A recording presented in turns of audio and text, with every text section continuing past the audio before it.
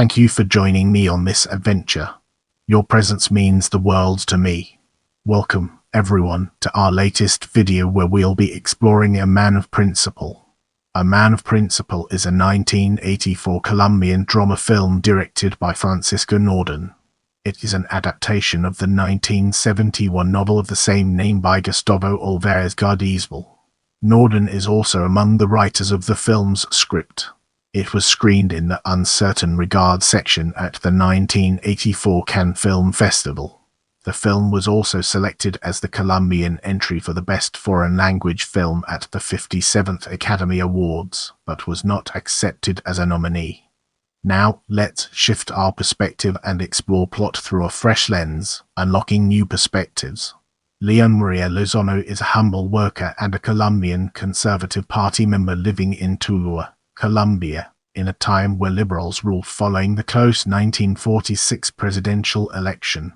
For his activism, he is discriminated against by the majority of people except by Gertrude Potts, a senior military liberal, and a few other liberals. In those years, political killing were common. News of conservatives' crimes against liberals leads to the liberals being condemned as Masons and atheists. Rosendo Zapata, a senior member of the Liberal Party, insults the Conservative Party when talking with Lozano, but Lozano demands respect. Leon Maria's job as a bookseller is poor, but Miss Gertrudis convinces the mayor to give him a job as a cheese salesman in the market square. On the presidential election day, to his surprise, Leon Maria learns that the Conservative Party has won the elections. Miss Gertrudis hopes the victory is temporary. 2 years later, news spreads around the country of the assassination of popular liberal leader Jorge Eliezer Gaitán. The village church and other conservative-leaning institutions close, fearing reprisal. Leon Maria notes the rising revolutionary atmosphere and, wishing to protect the interests of conservatives, he and other militants get weapons and keep watch. That night, Maria Leon scares the protesters with dynamite before they can burn the church. The next day, Gertrudis and the town liberals are surprised to find Leon Maria hailed as a hero of the conservatives. Leon Maria is quick to capitalize on his new fame. No longer an outcast, he begins to build up power and influence in the town and receives support from the Conservative Party in the capital. By 1950, the liberals do not return to power and the liberal mayor of Tuluá is replaced by a conservative. Leon Maria soon after becomes an assassin, taking advantage of the situation to eliminate his enemies. His conservative supporters become his henchmen, called the Birds in Spanish, pajaros, and they begin a campaign of murder and intimidation. They strike down Rosendo Zapata and many others, often with little or no cause. Gertrude begins to fear for her life. In one of his first hits, he sends a pajaro attack against the local jail to free imprisoned conservatives to join his private army. The mayor passes by Leon Maria overseeing the operation from his car and asks what is happening.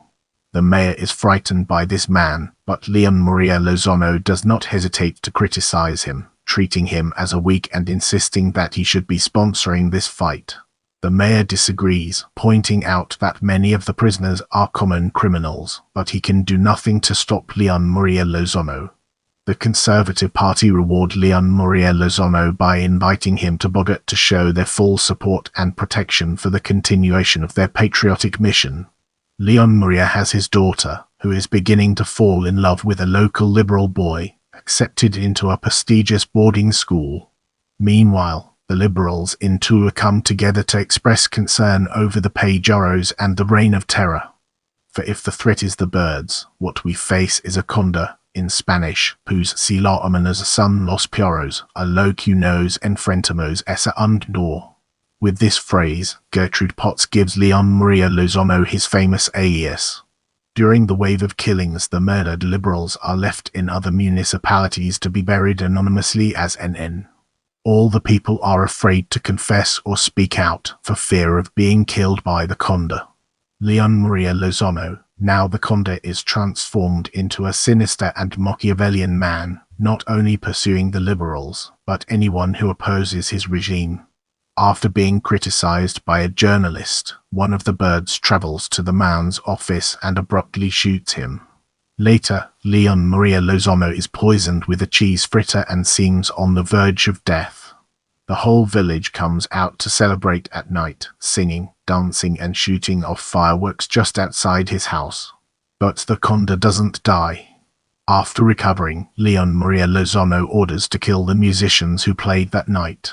No one attends the funeral, afraid they will be the next victims of the conde. Leon Maria Lozano now has absolute power. The liberals must choose between leaving town or staying and dying. Leon Maria becomes increasingly power-mad and paranoid. He imagines that he is pursued by the 4 horsemen of the apocalypse, who want his soul. Leon Maria Lozano reign begins to crumble after a massacre in Recreo, close to Tours, where women are raped and killed. Leon Maria is blamed though he was not involved. He is unable to determine who gave the order and is outraged and frustrated, while popular sentiment turns even further against him, even within the conservatives. Around this time, President Gustavo Roas Pinilla loses power, and the conde loses his political protection. Committees meet to discuss an end to the violence. The Conservative Party, no longer willing to tolerate the atrocities of Leon Maria Lozano, sends him to Pereira for protection and promises him a pension. In Pereira he hears the 4 horsemen of the apocalypse again, and soon Leon Maria Lozano dies as he feared he would, in the street, alone, surrounded by strangers, not from an asthma attack as others suspected, but from an assassin's bullet. In the upcoming portion, we'll be dissecting caste to gain a comprehensive understanding of its implications. Frank Ramirez as Leon Maria Lozano, Isabel Corona as Dona Gertrudis Potes, Victor Morant as Padre Omeya, Santiago Darca as Rosendo Zapata, Luis Chia as Gustavo Gardeazábal, Juan Gentile as Andres Santa Coloma, Vicky Hernandez as Agrippina, Antonio Aparicio as Zamparella, Carlos Parada as Adhorch, Rafael Boaquez as Alvarado, Jairo Soto as Mayor of Tulu, Edgardo Roman as Indio Arongo. Don't forget to check out my other videos for more valuable content.